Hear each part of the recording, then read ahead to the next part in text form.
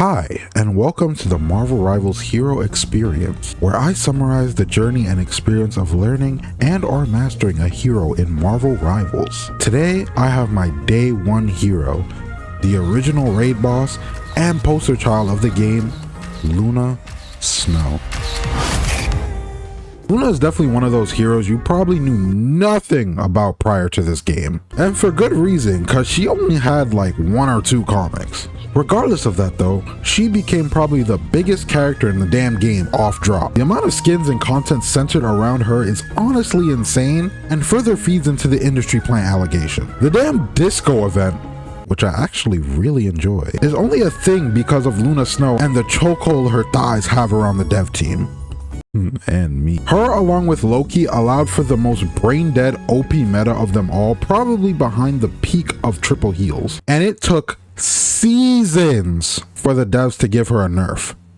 Seasons! Our Ice Queen is never beating the allegations, dog. With time and being power crept by other broken supports, Luna has taken a backseat from the spotlight and is even slept on now, which is a crazy switch up considering her only meaningful nerf was to her ult. And ever since then, she's been only getting buffed. I guess nothing will beat having an on-command shield that heals and having every get out of jail free card against any hero, huh? The support role in general is pretty saturated with C&D and Invis mains at this point that Luna is pretty much overlooked by the general player base because they actually have to aim to get proper value in both the heals and self-sustain department. But us true Luna mains have been there through her success and still ride or die for her now. Just like any other hit scan, hitting your shots is the fundamentals to becoming the best Luna you can be. This defines whether or not you'll have an absolutely terrible time with dive, or if the dive will have a terrible time dealing with you. In that case,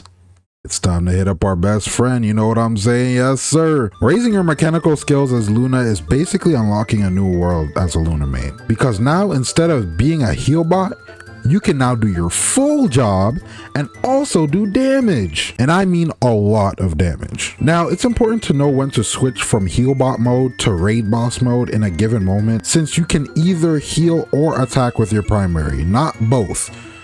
Unless you're making it clap. The biggest strengths we have as Luna mains is our burst damage and our burst healing. Knowing good times to make it clap on your team to both give burst heals in a pinch as well as do damage to your team to the enemy team, as well as correctly rotating your snowflake is what differentiates a basic Luna from a good or great Luna. That and hitting your freezes on anyone who has the gall to dive you. I swear, hitting your freeze on a dive after hitting a couple shots is pretty much a death sentence for them. It's pretty much allowing instant submission of your head to Luna. Wow, that sounded crazy when I put it all together. Whoa. The most susceptible victims to this would be Iron Fist, Magic, Psylocke, and especially Spider-Man. Spider-Man against a good Luna pretty much can't get away with shit in a 1v1. I swear, if you're a Luna main struggling against a Spider-Man, that's a skill. Dive tanks are also not free from Luna's wrath. Hitting a freeze on a dive tank pretty much stops all their momentum and they're either forced to commit or retreat back to their team. Our greatest weaknesses, however, pretty much come from error. If you miss that freeze or mess up your cooldown rotations, you're pretty much fucked, unless your aim can make up for your mistakes. And this is why most support mains stick to C&D, Invis, or even Rocket, because it's less punishing when a mistake is made because you barely have to play the game to create value. Like for instance, as a cloak and dagger, if you misuse your bubble and a dive is about to come at you, you still have the option to phase, you have the option to use cloak's primary, which will keep you alive for long enough depending on who's diving you, or use your Terra Cape and fight back depending on if it's a DPS dive. And by the time you phase, you get your bubble back and then you just pretty much unkillable. Versus Luna, where if you miss your freeze, you pretty much are dead unless you hit all of your shots.